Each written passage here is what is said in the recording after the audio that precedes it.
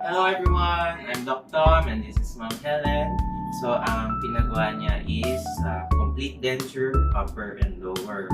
So, nagpagawa siya ng bago dahil yung lumat niya is natanggal na yung mga ngipin.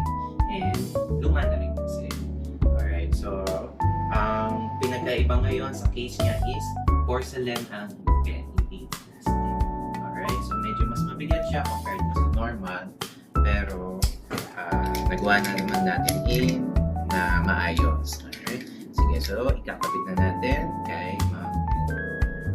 So Ma'am Helen, kamusta naman po ang ating mga bagong dentures? Okay naman. Okay na okay yung bite niya. And siyempre bagay sa akin. Umuuga po ba habang nagsasalita? Hindi. Fix na fix yung ano niya. Fit na fit sa bibig ko. Pag kumakagat po, kamusta naman po? Komportable naman po ba? Or parang Comfortable naman. Na parang masakit or tumutusok. Alright, okay, good. So, mag na tayo. Thank you.